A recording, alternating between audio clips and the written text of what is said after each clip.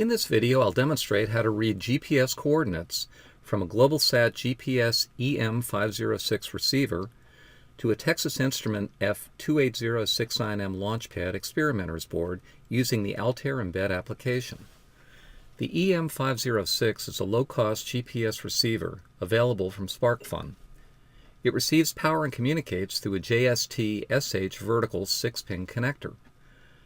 The SparkFun GPS breakout board accepts the EM506 JST-SH vertical 6-pin connector and routes the connections to through-hole terminals which accept a standard 0.1-inch header pin. To connect the EM506 to the launchpad, 4 of the 6 connector pins are used. Pin 1, the ground connection, is brown. Pin 2, the 5-volt power connection, is red. Pin 3, the RX line, is orange, and Pin 4, the TX line, is yellow. On the launchpad, the brown ground wire is connected to Pin 22, the red 5-volt wire to Pin 21, the orange RX line to Pin 5, which is the launchpad TX pin, and the yellow line to Pin 79, which is the launchpad RX line. Note that Pins 5 and 6 on the EM506 are not used and left unconnected. The message we expect to receive from the GPS module is approximately 75 characters. The message header is $GPGGA. We'll be interested in the UTC time, the latitude, longitude, and mean sea level altitude, abbreviated MSL. Now let's create an embed model that simply tests the serial read to be certain we are receiving data. First, we'll configure the Launchpad UART to match the EM506 settings. The port is set to A, baud rate to 4800 with 1 stop bit, no parity, and 8 data bits. Since the data message is around 75 characters, we'll set the receive queue length to 128 characters to make sure we get the entire message.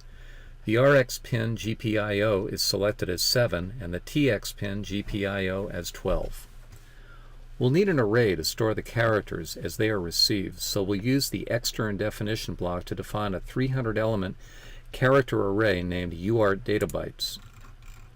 Next, we'll define the receive queue maximum length to be 85 characters to make sure we're receiving some characters. When the accumulated queue length is greater than or equal to this value, the 85 characters in the receive queue are read into the UART databytes array in the store RX data compound block. The store RX data compound block is set up to execute a for loop, indexing from 1 to the queue length value. Within the store RX data compound block, the ramp block is the iteration index. At each iteration, the receive queue value is sampled and stored in the UART databytes array. Back at the top level of the model, I've output the first 50 elements of the UART databyte array. These values are displayed both in decimal and ASCII format using the display block options. Okay, let's run our model.